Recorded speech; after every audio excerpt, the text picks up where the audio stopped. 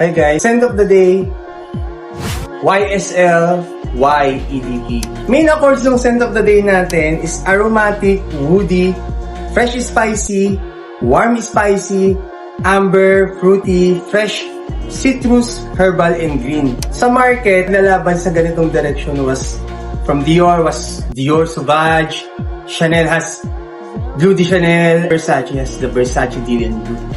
What sets apart YSL YEDP?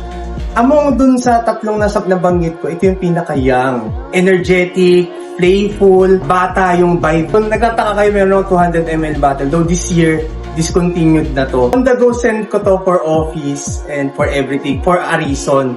Compare dun sa tatlong nabanggit ko, yung longevity nito sa akin was easily 10 to 12 hours consistent. Nandun yung fresh, nandun yung sweet, for 10 to 12 hours. Very consistent. This is my second bottle, yung 200 ml na nabili ko last year. Road to 100 bottles na ako sa pabango eh. 80 plus na pabango na. So on the go ko to. Pag ayaw kong mag-isip kung anong gagamitin ko scent of the day, it's always YSL YEDP.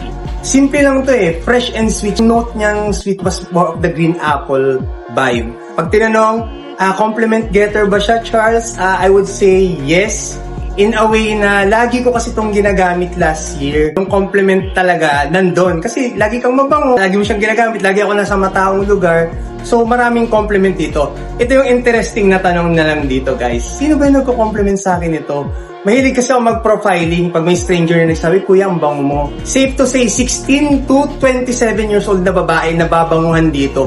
Consistent yan. Yun yung mga nakukuha kong compliments dito. From girls ranging 16 to 27 years old, talagang ganun ko na-validate. Mga estudyante. Gusto gamitin sa school, syempre, pag college student ka. Sa office, yes. Saan mo ito pagkakausapin mo yung mga upper management kasi nga bata yung vibe nito.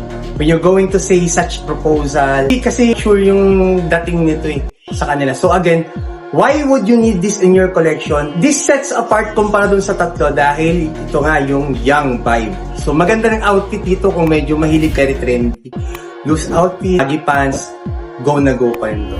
So this is our scent of the day, YSL YEDP.